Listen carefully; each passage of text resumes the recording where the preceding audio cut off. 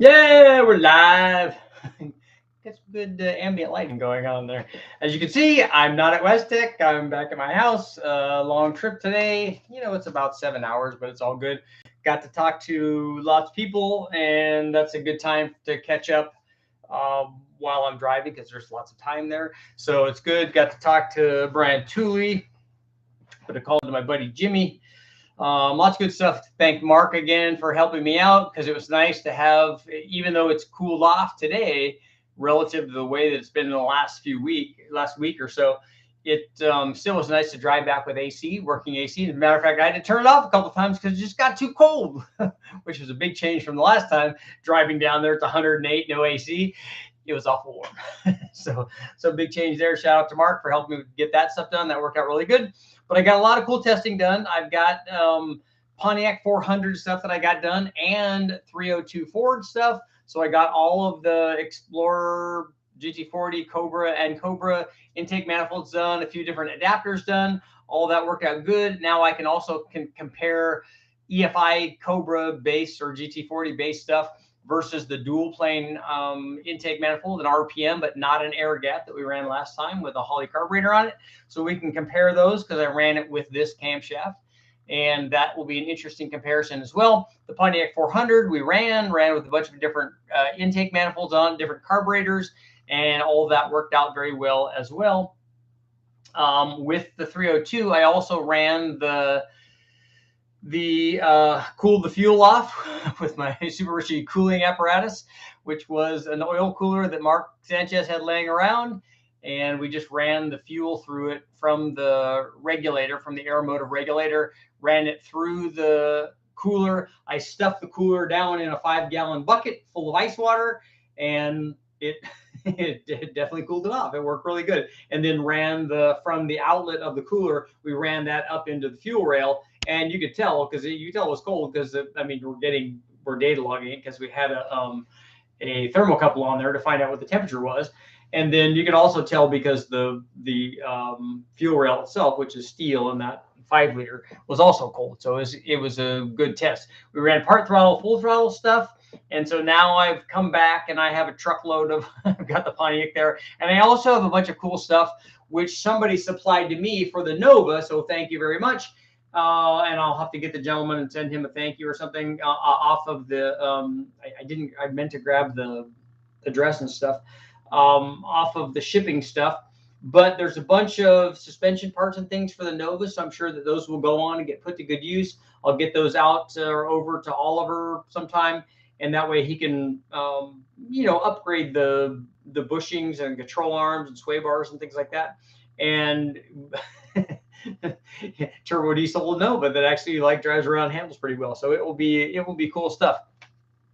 So a lot of goodness going there. The engine, the 400 Pontiac, will be delivered over to the people who are putting it in the vehicle. So hopefully that will get put in the GTO. And also, I am going to do, now that I've done some Pontiac testing, which was cool, and this motor for this young lady, I'm going to build another one. I'm going to build my own. I don't have the parts for it yet, but I want to do either a 350 or 389 or 400, something that's common. And then I want to do my own series of testing. And my plan, I talked to Andy, and because he's a Pontiac guy and he's done stuff from way back, I was talking to him about the Edelbrock heads and stuff. And what I want to do, I told him my goal really is to do whether it's a 350, 389, or 400. I don't think I'll do a 454. Those are probably harder to find. But I'll do a 300 horsepower version build up. I'll do a 400, a 500, and probably a 600. And with one of those, at least one of those, I'm going to run boost on it. So I got to run a turbo Pontiac because, with whatever you have, the next thing has to be that plus turbo because you got to. I won't run a lot of boost on it, but yeah, we won't have to. It'll just be cool to run and maybe even do it as a blow through carburetor because I don't know. I'm not up to speed on all of the fancy Pontiac EFI intake manifolds, if any of them even do exist. I do want to test, having already tested the Edelbrock Performer, which did not do well on the Pontiac compared to the factory intake. I want to test the RPM version of that, because I have higher hopes for the RPM version. And given the amount of power that Andy has made with those, I think that good things can happen there. So we'll see. And he said that, hey, not only has he run the out of the box Edelbrock heads, and he's recommending the round ports. Not only has he run those, but he's run ported versions of those, which can go over 300 CFMs, which is enough to support some fairly decent power. So certainly enough to make good, like, healthy kind of street applications. And if the numbers that he was providing are any indication, you can actually make some fairly serious power. Obviously, there are other guys, Butler and Kaufman and all those guys, that also do lots of Pontiac stuff. And so we'll see what happens. But that's my goal. I just kind of want to keep it more, average, kind of street oriented kind of deal. And maybe one of those versions, like maybe one of the 600 horsepower version, for instance, that might be some sort of stroker buildup on the 400, which is good. And it's fairly common, I think, for that Pontiac. So that's good stuff. I hope everyone's having a good and safe weekend. You can see we've got 4th of July coming up. And so we'll be obviously celebrating our independence, which is awesome. And we'll be doing it, hopefully for everybody out there, hopefully safely, relatively safely. It's fireworks. You gotta do your thing. But I'm interested in running when I go back down next time. I'll start be going down on a more regular basis now that we've got a lot of things out of the way. I want to do some more 302 testing. I'm going to put the carburetor back on it, and I want to run some more of the Summit cams, the Summit letter cams, and see what's going on there. And I also talked to the guys at Airflow Research about doing some either Enforcer heads or 165 heads. So we're talking about those two things. The Enforcer heads, I know a lot of guys want to see because they want to see what the low cost deal does. And I would be curious to see what an Enforcer head does compared to, like, right now it has a set of CNC ported blueprint heads on it. So I don't think that particular head is, I don't know where that is in the popularity scale. I wouldn't think too high compared to the other stuff that's out there. Those are the only sets I've ever run. And that particular set even has, it's set up for bolt down rockers, which I thought was an odd combination given the flow potential and the power potential of that head. I thought for sure it would have been for, studs and guide plates, but that this is the way that it was. And we've used it like that and it's worked fine. But it just seemed like an odd combination to me. But I do want to test the low dollar deal, like the Enforcer stuff. The other thing that people wanted to see on the Ford was they want to see some kind of shootout between the Enforcer head, between a 165 airflow head and the 11R TRUCKLOAD head, because those are both really good choices for 302s. So they want to see a back-to-back shootout between those so that we can see which one makes 2 or 3 more horsepower than the other one. So then therefore we can declare that an ultimate winner, I guess, out in the Mustang world. So we'll see if we can get that. Right now, the problem with a lot of these things is there's just not availability for some of the stuff. So, I mean, obviously you have to work around dyno and expense and all that, but also if you just can't get the heads, then you can't really test the heads. So that makes it more difficult. And then also, as with all of these combinations, and we're trying to figure out what is the best, combination to test this on. What's the best test motor? Because what you do to the test motor is going to ultimately kind of dictate how much power you're going to get. So for instance, if we test this, and I kind of had this conversation with Brian Tooley today, and if we test this on, for instance, because he was talking about some heads that he was heads and intake manifold that he was testing, and they didn't show anything on one combination, then they showed a lot on another combination.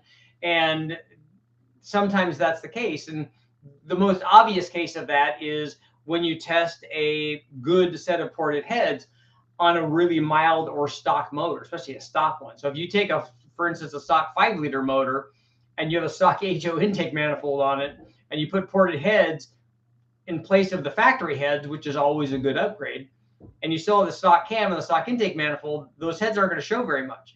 And And in the past, people have said, well, that shows that those heads don't work very well. They need to work really well on a stock motor. No, you have stuff, you have terrible things on both sides of that cylinder head, like sandwiching it and stopping it from doing what the head can do.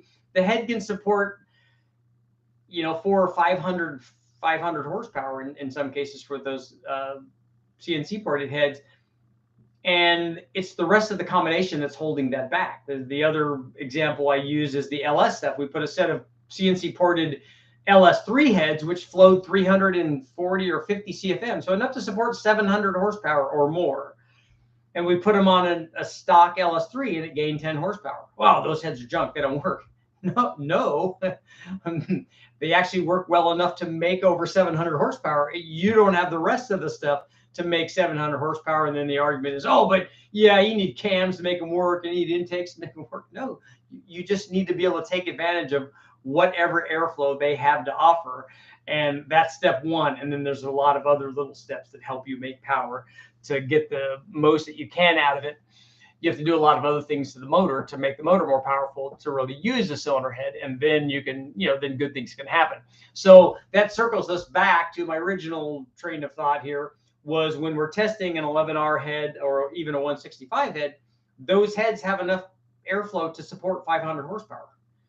But how many 302s are out there running around naturally aspirated motors that make 500 horsepower? There's not a lot. There's a lot more that make 350 than make 500. There's going to be some that are going to be between there. 400 is kind of a good number, especially for a carbureted combination. 400, the low 400s is kind of right in the sweet spot for most guys. They could put together and still drive it. You can put lots of compression in it, lots of camshaft. Heck, stick a single plane intake manifold on there. Go nuts. And then you can start making some, some power on the big end. But how many people are that? And then how many people are the other ones? And also specifically on a 165 airflow research head and an 11R 170cc 11R head for the 5-liter, would guys be choosing those for guys that are trying to push more than 500 horsepower? You would just step up in cylinder head. You just put a 185 or heck, even a 205 in it. It's always easier to make more power if you have more cylinder head flow. So that just makes your life a lot easier. So the only thing better than a 200 CFM head is a 300 CFM head, even if you're only wanting to make 400 or 500 horsepower. If you're wanting to make 500 horsepower with a 300 or with a 200 CFM head, you really have your work cut out for you. That's probably not going to work out very well. And so we'll get to your questions, because I'm back and we're going to go through question period here. Could the Pontiac 400 be streetable with a 7875? Yeah, the turbo doesn't determine whether the combination is streetable or not. The 7875 just determines ultimately how much power you can make. So you're going to make the Pontiac 400 streetable or not, depending on the other things that you choose, primarily the camshaft. But if it's carbureted, if it's, the intake manifold that you choose, the heads that you choose, primarily the camshaft that you choose, and then that will dictate whether it's streetable. It will also dictate how responsive that turbo is going to be. 7875 would be fairly responsive on a Pontiac 400 or on any 400 because you have plenty of displacement and it's going to make lots of torque. We made over 400 foot-pounds with the stock. Otherwise, I think it was stock. I'm not sure what the pistons were. I think that they were flat top. I'm not sure what the camshaft was. But that thing made 340 horsepower and 415 foot-pounds. So that's enough torque down low to really get a turbo spooled up. So it should be fairly responsive. I wouldn't pick that turbo unless I was trying to do 1,000 horsepower 400 or thought that at some point I would be wanting to do 1,000 horsepower. Don, I welded up the slots, limiting the mechanical advance when I needed to reduce the advance on stock distributors. I had one that would go past 45 degrees. That's really what the thing is. We'll get our poll going.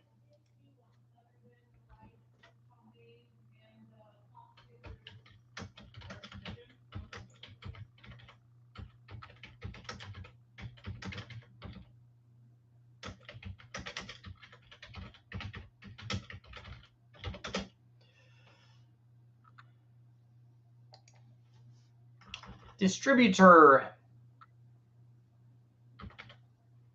Does the HEI distributor work well for a performance application? Let's see what people have to say.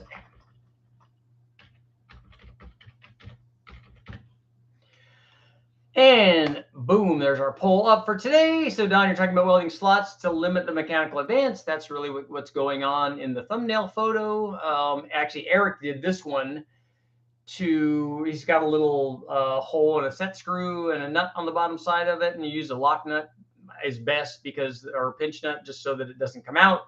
But that's what's done, because the HEIs, one of the problems with them is that they have a ton of a ton of centrifugal advance. So this way we could get the right combination, because that's always the thing with the distributor for a carbureted application, is you've got to get the balance between the right initial and centrifugal advance. So you got to balance those so that you don't get into detonation, but you also want, good throttle response. And then because that's a vacuum advance, you also have vacuum advance, to your ported source on your carburetor, so that when you do get in the throttle, when you're cruising and stuff under high vacuum load, you can get some more advance and it cruises better and you get better fuel mileage and all that stuff. So it works out really good. But the question is, does the HEI work like as a performance distributor, or do you got to step up to something like something with anything with a hotter spark? The HEI is pretty hot, but something, an MSD or billet distributor, that kind of thing.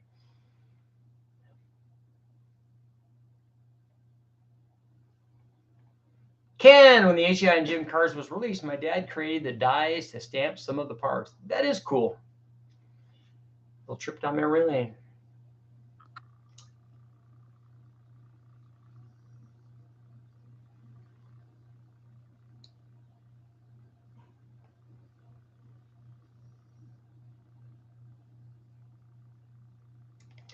Is the HEI relatively low tech enough to be proof of EMP? The EMP would still shut off an HEI. It won't shut off a points distributor. The world is in bad shape when people want to know their setup will live through an EMP. Larry, we got the poll up for you.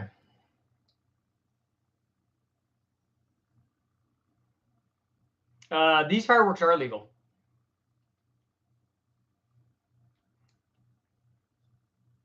Overbuilt's in the house. And also I talked to Todd today when I was driving back.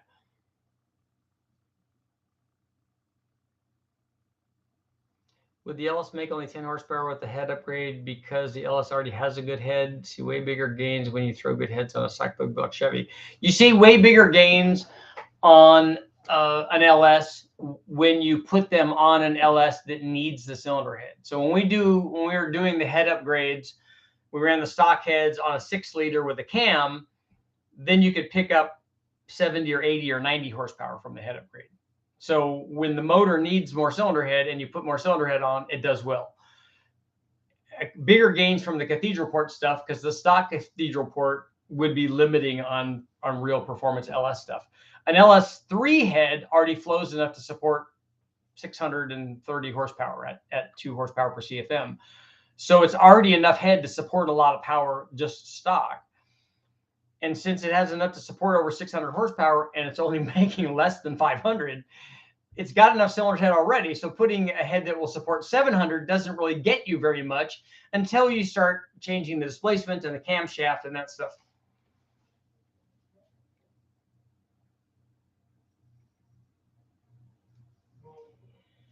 Keep a spare on an ammo can or an Altoids tin. Low RPM boost with a Pontiac 400 would be nice. 1,000 horsepower possibility, even better. All of that will work. The 7875 is not too small for a Pontiac 400. Its sizing is going to be more relative to the power output of that motor. So depending on how sporty you make your Pontiac, because you could have a 300 horsepower 400, you could have a 400, a 500, a 600. It depends on how hot your stock motor is with the NA power output.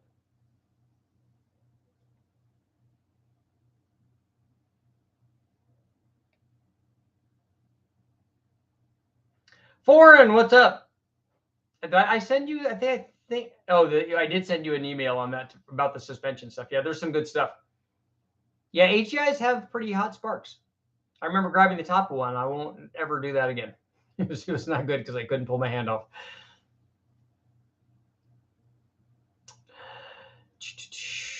Can't wait to get those suspension parts. Going to make the Nova handle decent. Rear is pretty rough with the leaves resting on the body rail. It's all good, right? We just call those solid mounts.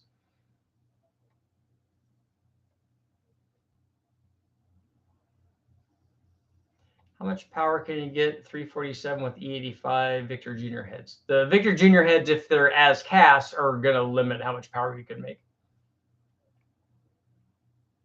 The E85 on an NA motor isn't really going to help you unless you have a lot of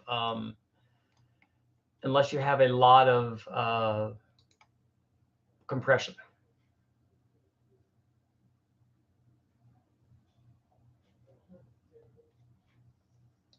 Let's see here. Yep, happy 4th to everybody, at least, although that's tomorrow. Question, what difference would there be a cam made for lower compression compared to higher compression? This is an interesting one. For me, it's like the question about boost. We've run lots of camshafts that guys would run with compression because it's a compression cam. We've run those in low compression motors too.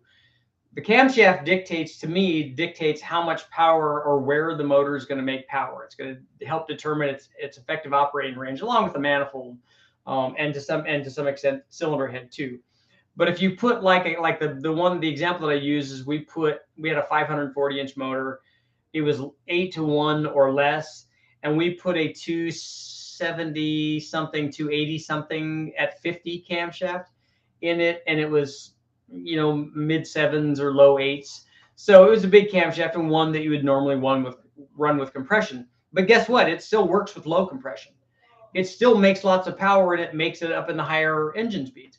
The reason that they combine those two is what they're trying to do is they're using static compression. They're using it one of two ways. They're using the static compression to crutch the fact that the big camshaft doesn't make a lot of low speed power because it's traded it for the top end power.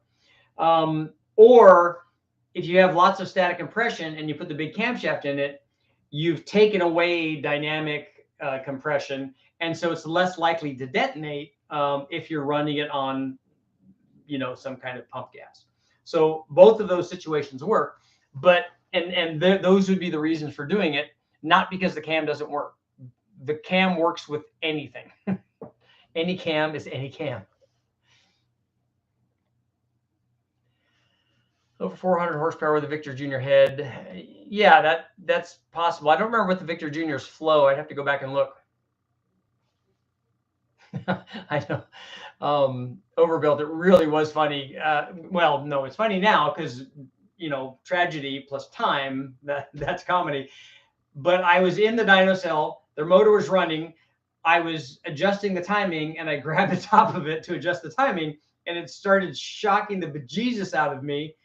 But my hand clenched up, and I couldn't, like, and I was trying to wave to the dyno guys to turn the motor off, but they weren't doing it. They were looking at something else. And so I finally was able to yank my hand away, and it was it's pretty exciting. Would the 7875 help me break more transmissions? Yes.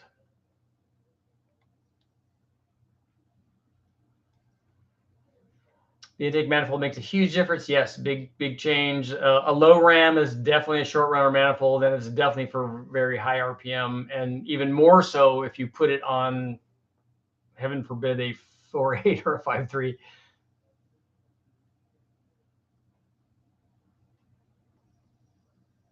Vince, what's up? Thank you very much. Happy Independence Day. Yeah, fireworks. Fireworks fun. Or libation, either one of them. Both of those are good. Yeah, it's weird that when you're getting shocked that you don't want to let go. It's not that I didn't want to let go. It's that the electricity is like, oh, look, we have a conduit. We're flowing this way, and we can never break that chain. Did you get a performer RPM for the Pontiac? The normal performer is not much better than the stock cast iron. It's actually a little bit worse than the stock cast iron.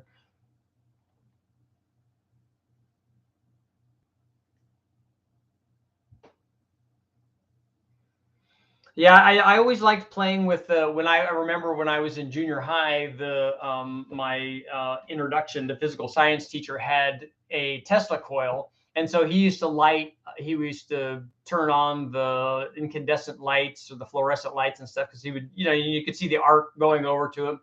And then if you would go to grab it with your fingers, it would arc over your fingers and shock you. So if you would grab onto it and then grab onto somebody else, who's ever at the end of that chain, that's the person who would get shocked. So everybody would immediately grab onto somebody else.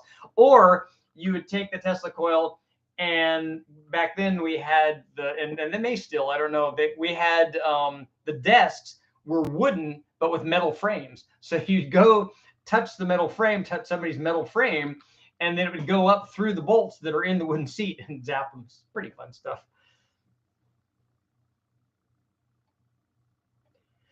Is it common to increase timing and lose power, but then try increasing timing another couple of degrees and make more? Is it usually downhill from where it starts losing? I don't ever see what you're explaining there. Normally we start increasing timing, like on an LS, we'll start at 23 or something, and we'll keep going. And somewhere normally near the 29 to 30 range, it will just stop gaining. And then after it stops gaining, it will start losing. And it doesn't, I've never seen it come back because I never go past that point. I don't go, oh, well, it's starting to lose power when I go past 30 and go to 32 or 33. So let's go to 37. I don't ever do that. Yeah, you don't want to get whacked by a mag foreign. That's not good.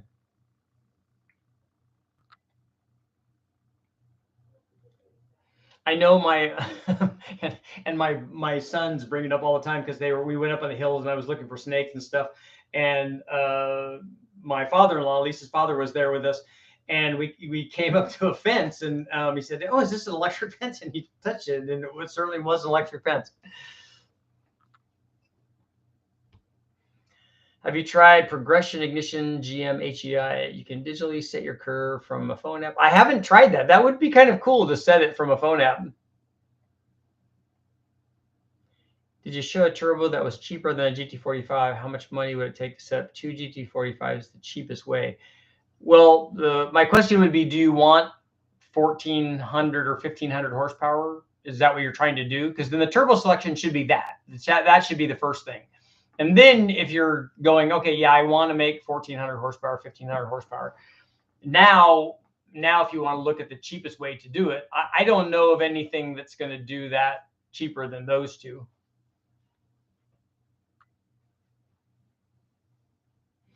There's a huge difference in opinion on ported versus full manifold vacuum for advanced. I set it up as ported because you don't want the thing to be advanced all the time. Because when the vacuum is operating, because I plugged it from one to the other with the timing light just so I could check and see how much vacuum advance it has, and it has a ton. I mean, it was going from, where were we at? I think we were at, this one, according to our timing light, wanted to run best around 30 or 31 degrees, which I thought was fairly low. But no, I take that back. Oh yeah, no, 34 was the Ford actually. The Pontiac wanted to run about 30 degrees, and we tried more timing and it didn't like it. But under cruise, which is not a problem for detonation, under cruise, it would go past 45 degrees when we had the centrifugal advance hooked up. And then when we would go to port, it obviously would come back down.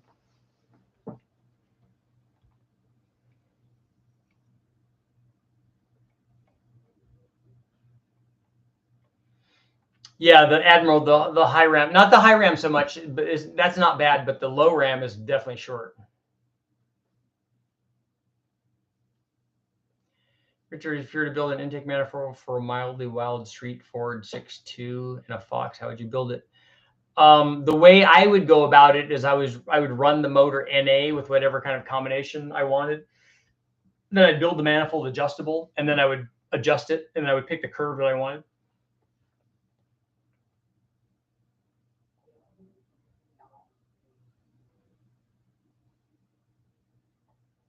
Terry, do you think boost would start happening at 2,000 RPM with a 78, 75 on a 500 Cadillac? It depends on what you do to the Cadillac, and honestly, I don't think you want boost at 2,000 RPM.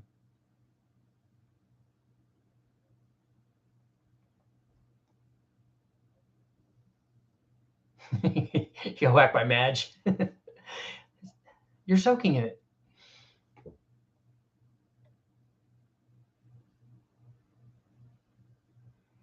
Do you think a stock LQ4 crank would hold up to 700 wheel horsepower with a roots blower? Yes, without any problem at all. It would last forever. We've done more than double that, so that's not a problem.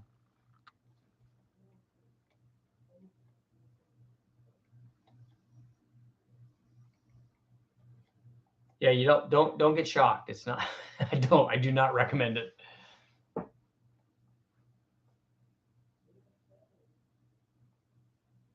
Suggesting improved super low RAM performance by having the runner shaped like a tuba snout into the plenum. I don't know what you mean. Do you want a radiused air horn in them? Because that's not going to do it. They need to be longer is what they need. Do I need vacuum advance for performance, or do I set base and cap off the can? Vacuum advance is for drivability. I watched a small block Chevy dyno today, and it lost a few horsepower, increasing time by 1 degree, but then gained another 10 by increasing timing another 2 degrees after that. Something happened in between those two runs. If you're gaining power on timing, you will gain it with each time that you advance it. There's no magic spot in the middle where that doesn't happen.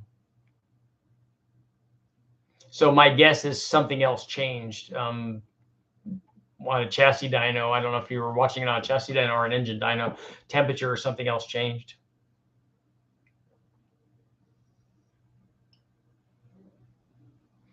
If the 400 only tolerated 30 degrees total timing, it's not that it tolerated, it doesn't make any more power, and it wasn't detonating. So I don't know what to tell you.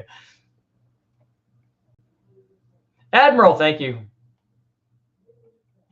You didn't have to put money out. I already answered your question. You had to put money. I mean, it's appreciated, but you didn't need to do that.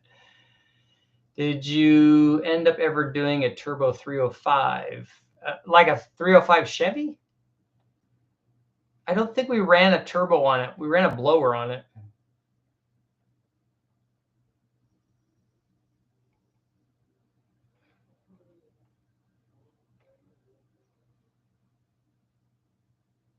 On a dedicated race motor, would you run a core thermostat or no thermostat at all? Normally what they run is a restrictor and not a thermostat, because you want a little bit of pressure buildup so that you have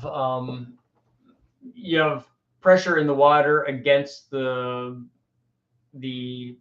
internal engine pieces so that you get better transfer.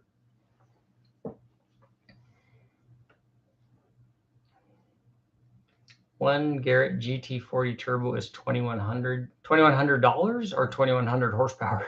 2,100 horsepower from one turbo would be a lot.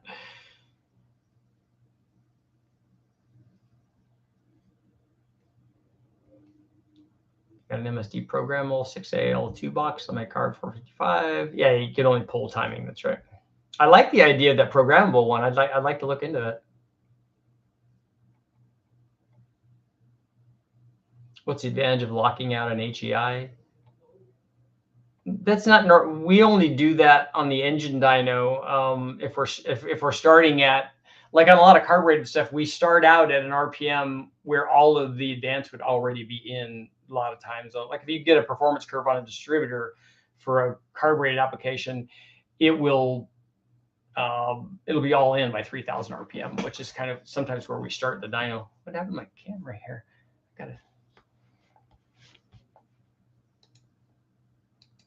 I'm going to have to adjust that. Why with boost you typically have lower timing? You don't need it. You'll run into detonation if you have more than that. With a denser mixture, the flame travels faster. Timing marks magically changing. I have had that. We've had the outer hub slip on the inner hub on some of the factory dampers, and then we also had them explode, which is not good. Barometric pressure does affect dyno results. Yep. As long as the dyno that you're running it on is measuring baro.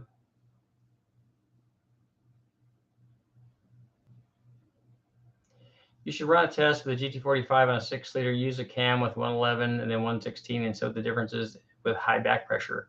What is it you're trying to find out? The 6-liter will top out the GT45, the cold side of that anyway.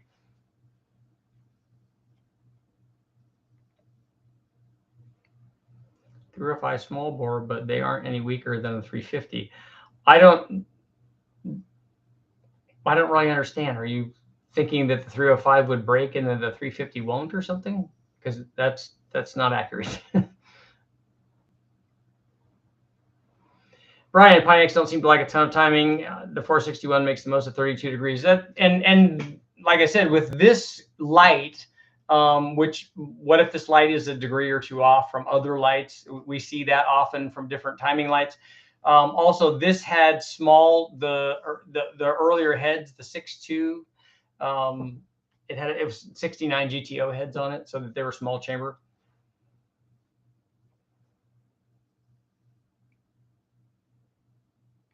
Yeah, the HEI design has been used for, they've tailored it over to this. What's going on with my camera here? There we go. Much better. A crank pulley shoot apart on a customer's car. Yeah, that's not good. Richard, if I port my LS3 intake and throttle body on my built 408, do I need to tune to realize a gain in horsepower? Yours is a speed density, right? If it's a speed density and you show additional airflow, you will need to supply additional fuel.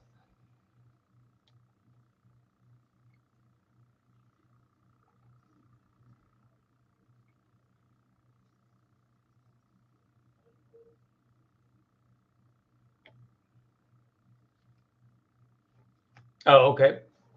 Foreign. Look forward to seeing the Cadillac Northstar. I am too. I as soon as he showed me the exhaust, I got more excited about the Northstar. As soon as he showed me the merge, I said, "You know what that is, right?" He's like, "What?" I said, "That's a Y for a turbo." He's like, "Oh man, everything's turbo with you."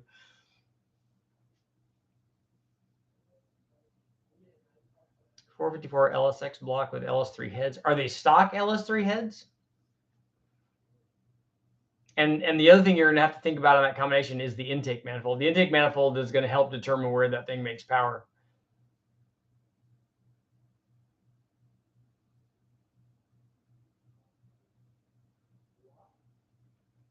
I only use the GM unitized HEI in GM vehicles.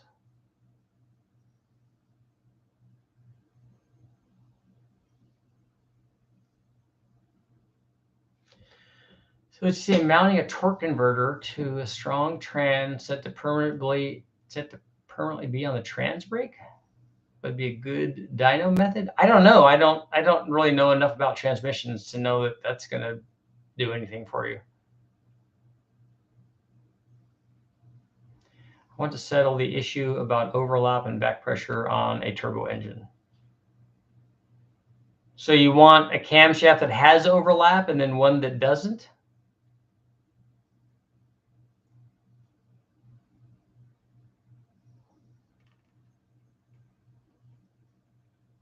Here's what I can tell you, David. I've run lots of camshafts on turbo applications, and I can tell you the camshaft that makes more NA power is also going to have more back pressure. But it doesn't have back pressure because of overlap. It has more back pressure because it made more power.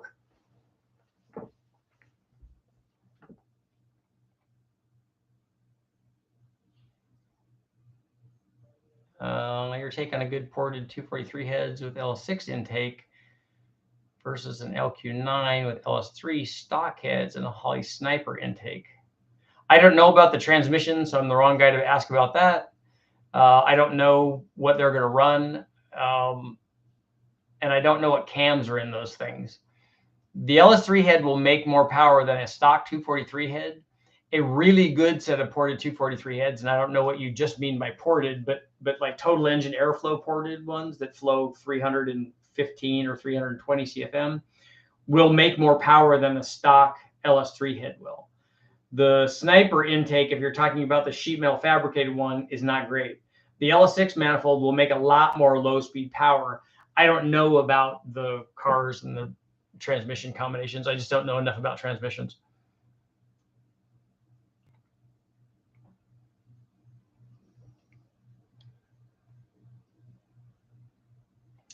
I have a 66 Mustang with the original 289 and also a 5-liter roller motor pulled from Mercury. If they were both rebuildable, which would you build with aluminum heads for a street motor in a car? I would pick the bigger one. I would pick a 302 because if you have more torque, you're going to like that better. If the 289 is a solid flat tappet cam and you want to rev it, then you could do that. But I would make it bigger though.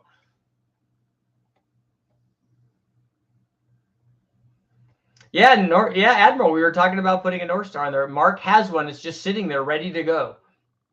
It's a running North Star motor, so I just need to figure out the crank trigger pattern.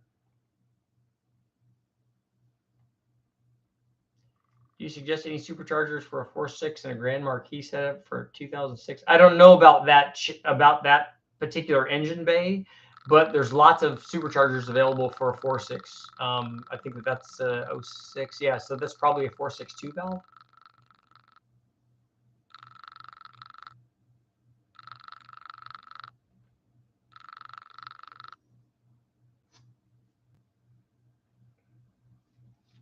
Sage, it would not be uncommon for cruise timing to be in the 45 to 50 degrees.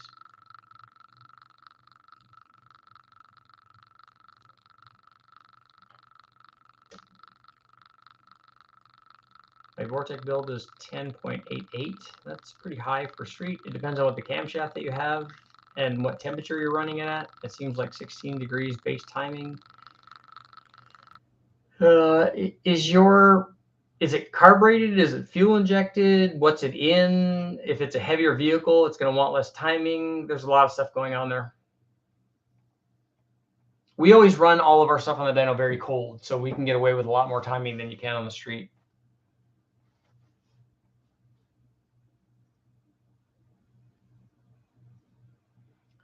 Brian, a 461 with 72 CCE heads, performer RPM.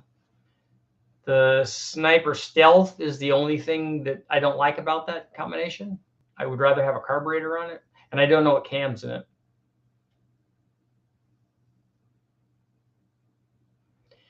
Yeah, Andrew, that's normally the way the progression ignition. You said distributor is at 0 degrees TC, then you apply initial total and make the curve. That's good. That's a good way to do it.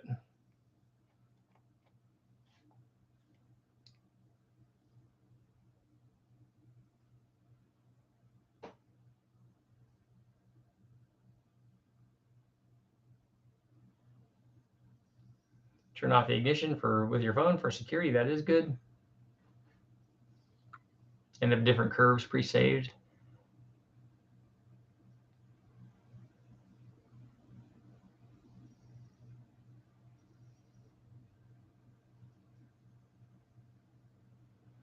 Did Mark also have an Iron Duke? He did not. What else did he have there? He's got a few other engines. Most of them are Fords, though.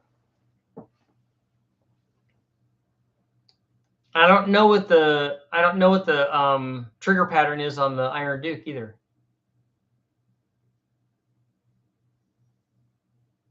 Can you do a fuel flow test on the same engine with different induction systems at the same horsepower? I can't. If you're trying to do brake specific stuff, I can't do that. Horsepower can whine like crazy if you take the rev limiter off. Well, there won't be any rev limiter on there when we run it. Well, we can put one on there if we want, but it's not going to make peak power past 6,000 RPM.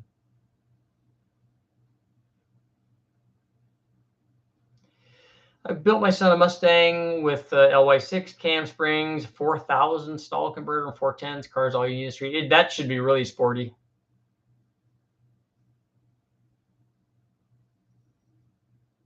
Oh, an 06 is a 3-valve.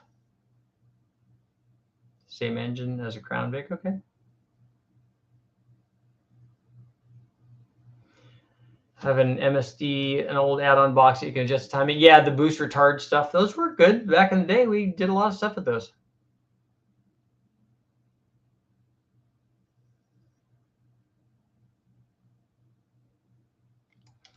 Richard, is the dyno drag and acceleration rate adjustable? Yes, you can change the acceleration rate of the dyno.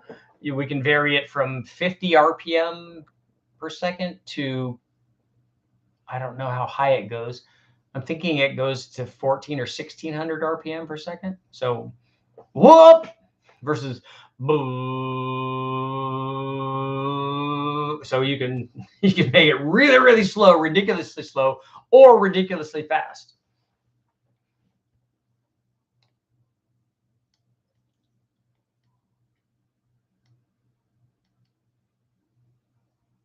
The Iron Duke has a 6 trigger opening in the crank wheel. I don't. So is it a? That doesn't tell me enough.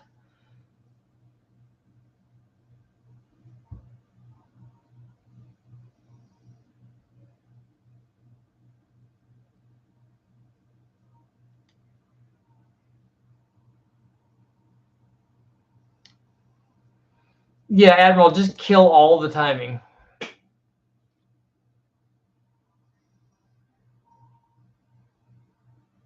Run a simple, cheap ECU with a crank trigger and individual or twin coils for wasted spark. We're going to run LS coils on it, I think. But I still need to know what the trigger pattern is so we know if the Holly will accept it or if I just have to put a trigger wheel in the front of it. Need some double overhead cam 4-valve heads for American blocks. Don't really think we need that for LS stuff. There's lots of good heads for those already.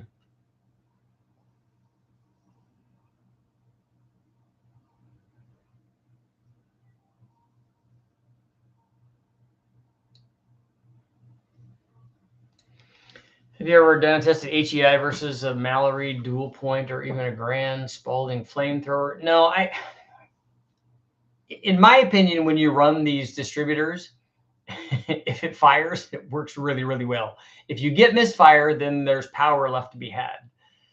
The testing that I've seen on distributors has been really suspect because they didn't have the repeatability that they needed with just one distributor to make it exactly the same every time. And so they're putting other stuff in, letting the engine cool down, letting the oil cool down, is the timing exact, all that stuff. It's not, I would like to see, we don't normally see big changes. If the ignition is firing and you have a distributor and a coil and it's firing, it's really hard to get changes in power beyond that.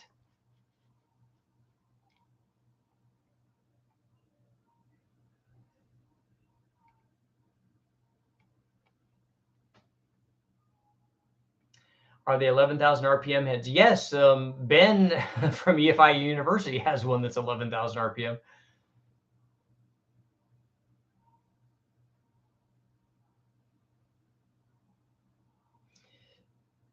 You don't really need an MSD box on the HEI. Can't you adjust the entire trigger pattern? No, the Holly has a selection for different trigger patterns that it will recognize. If you can take the trigger out and then make it a 4X or a 24 or 60 or 58 or some common thing that it recognizes, then that would be fine. But I don't want to take the motor apart to do that because I think that the trigger's on the crank, I think.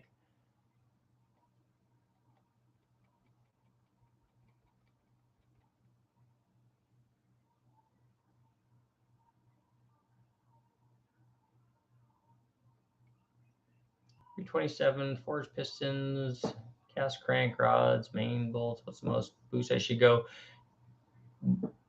You need to not look at boost. You need to look at power output. What's going on with the rest of the motor? How much power does the motor make NA? That's what because if you run 14 pounds and that motor already makes 500, then you're going to be at 1,000 horsepower.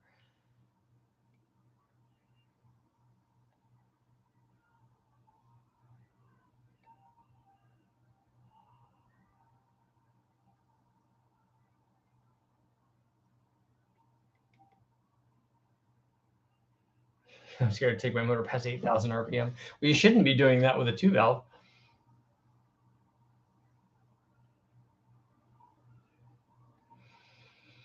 Yeah, Manitou, that's what I mean. The more spark energy is just wasted. If there's enough there and it rises at the right time, good things are going to happen. And then if you have a super high energy mega spark, the same thing kind of happens. I think actually that there would be a case to be made that high energy spark stuff would be way more important for fuel mileage and for emissions than it would be for power.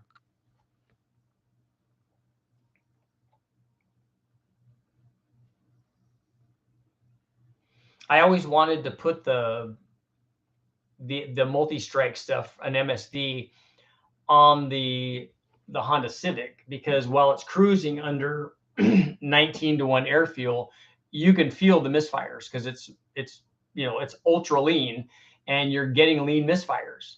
It keeps going, but you can feel it. So if you could do a multi-strike and help it burn that very lean mixture, they introduce mixture motion and turbulence and stuff, but still, if you could get it to multi-strike and do a complete burn, I think that the fuel mileage would be even better.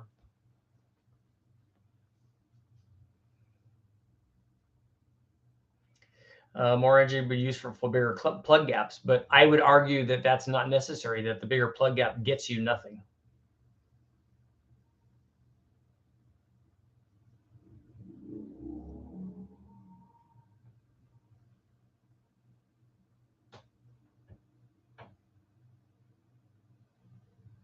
I bent an intake valve at 9,300 RPM in my 96 1200 Civic at an autocross once. We've tried bigger plug gaps on the dyno, and it doesn't show anything. And we have enough spark energy. So the extra plug gap, again, I think it's much more important for emissions or mileage than it is for power.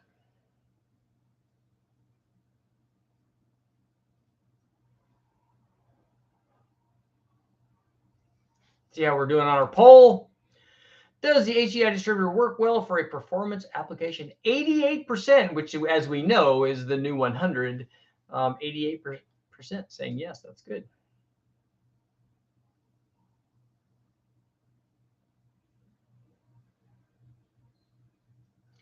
Force was made for circuit racing.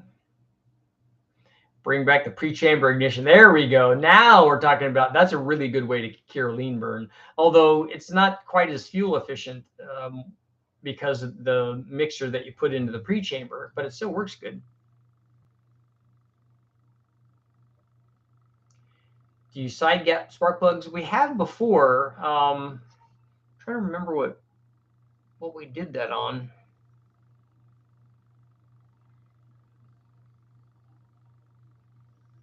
I think it was on somebody else's Engine Masters motor that they're trying it on, or one of the cup motors or something. Because I think that Champion gave them a bunch of plugs, if I remember right.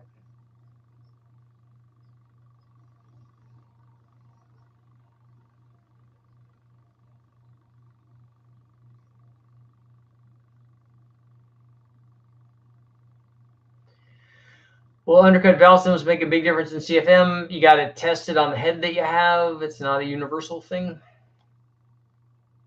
Let's rate a fresh 468 big block Chevy by not checking all in advance of an MSD.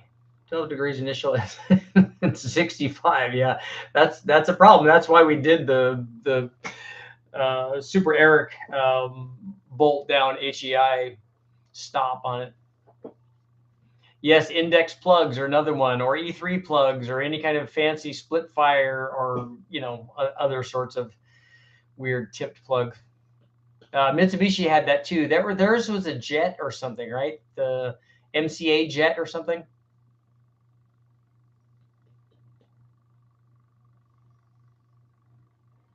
On my 289, I went from points to electronic ignition, and that made a difference. I went from a stock coil to a Mallory, and that made a difference. Again, what we feel and what we want to happen is not always what happened. And if you had a bad points setup and you went to an electronic and you cured some misfire, you could certainly get power there.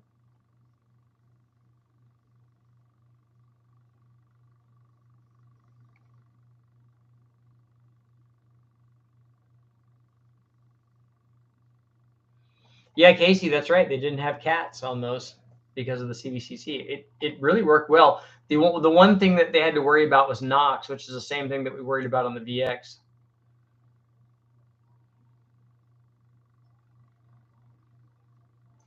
Got a quick question from one of your old videos about the 400M. That was, where did you buy all of that? All of what? The heads were ProComp heads, I think, done by Dr. J's. The camshaft that we eventually run, I think, was an MPG one, but I also tried a Crane one. The intakes we had were an Edelbrock, and I think we had a CHI, but the guys from MPG made adapters to work the 351 Cleveland heads, I think, on the 400. I can't remember the pistons. The pistons were like a probe piston, maybe, or maybe we even reused the stock ones. It's been so long now, I can't remember.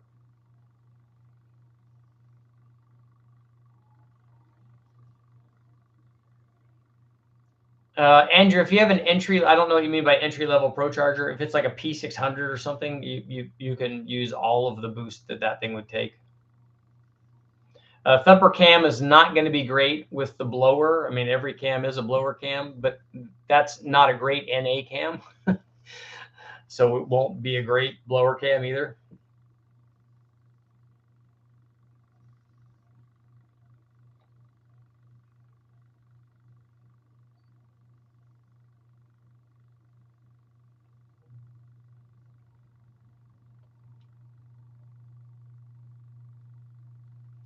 What the old Hondas did have was a literal force of vacuum lines, especially like if you look at a high fuel CRX, they had a bunch.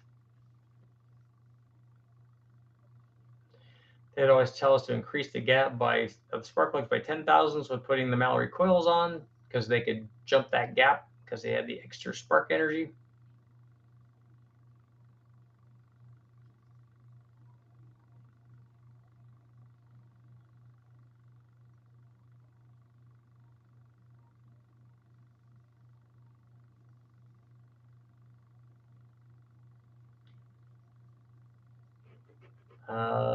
Rhino Off-Road, T. Meyer, they have stroker stuff for the 400s. Yeah, not NOx, not knock, NOx. Changing the diaphragm for the vacuum advance can make a difference in timing advance rates.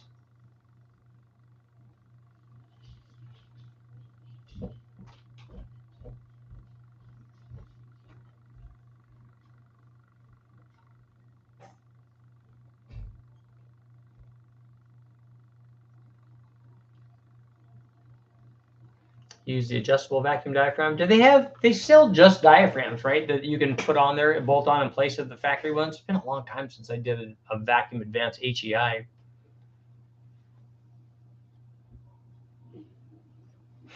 That's good, Arc. Noxing.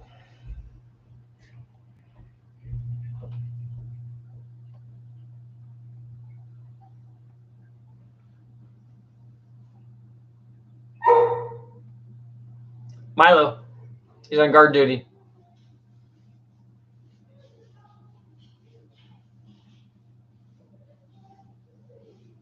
If somebody has a question, you should just ask the question because you only have 2 minutes left.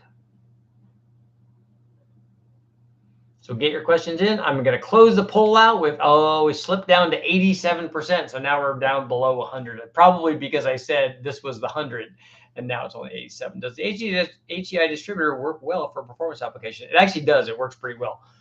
So 87% and 13% on our poll. We're going to close that out. Yep. Timmy was stuck in the well.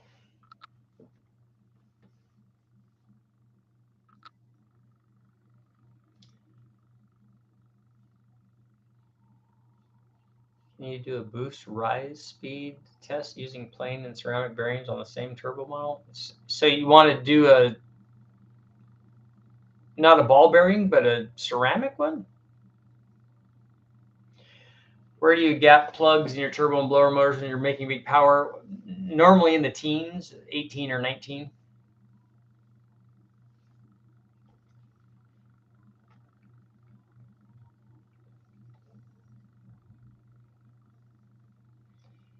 What can I use besides assembly lube, white lithium? You can actually just use oil. If you're assembling a motor, you can just use oil. Because, and I do that a lot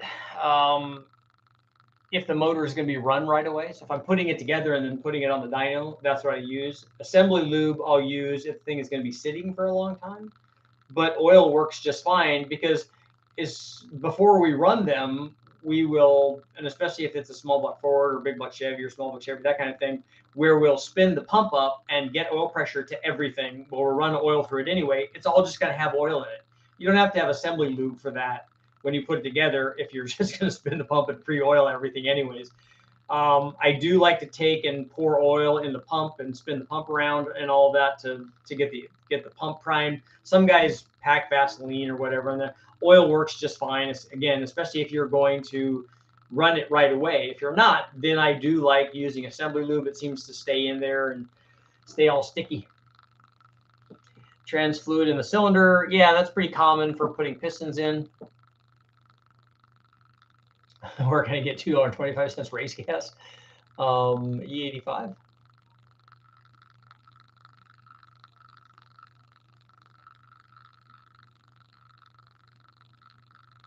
Does having the open exhaust port from the heat crossover that's been plugged seriously affect performance since it's a different shape and volume than the other ports? I kind of would like to see that. I think I'd like to see somebody weld that up. That's actually a good question. I'd like to see somebody weld that up and see if it does change power.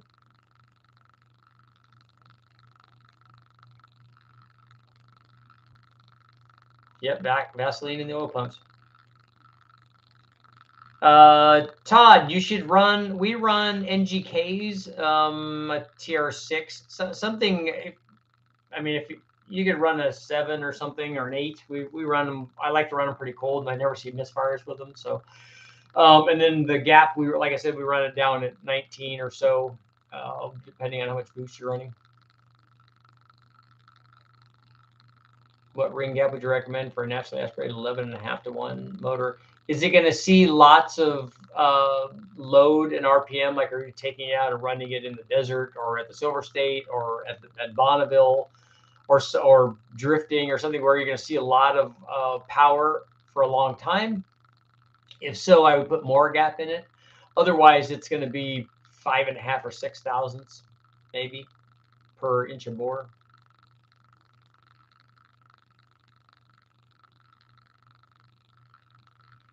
Joe Gibbs assembly grease works best on, it's the best word.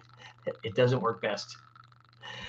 On flat tap cams, Richard never runs flat tap cams, says Racer, with the Pontiac motor that's sitting out in my truck right now that was run with a flat tap cam. So maybe never use the word never. And then if we go back and look at all the videos of all the flat tap cam motors that were run too. So never is probably not a good idea there.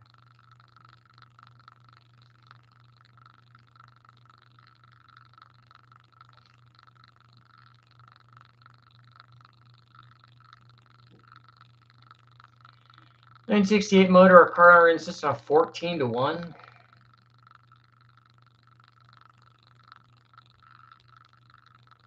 Yeah, that doesn't sound like a good combination.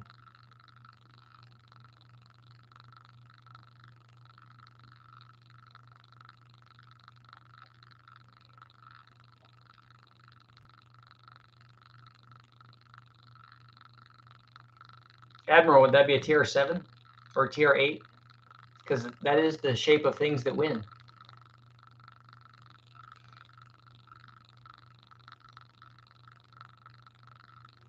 What would be the downside of using a ring gap for boost engine on NA deal? We didn't see any when I did the Big Bang stuff. Blow by is the thing that people are worried about.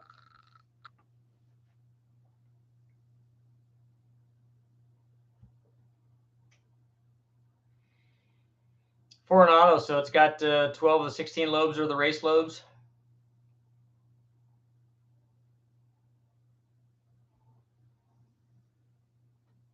Are the plugs you're using recessed electrodes? I don't know. Does an NGK TR6? Well, no. Normally we run. A lot of times I will run the. What the heck are they? Oh, the Denzos. We've run the Iridiums on a lot of stuff. We have Champion race plugs that we run on a lot of stuff. What's the other one? And the NGK stuff also. Someone's yelling. Late to the party. What's up? Okay, guys, that's time to get going. Let's see. Record race cam. I thought there was one more. Denzos are good. NGK, Autolite Platinums.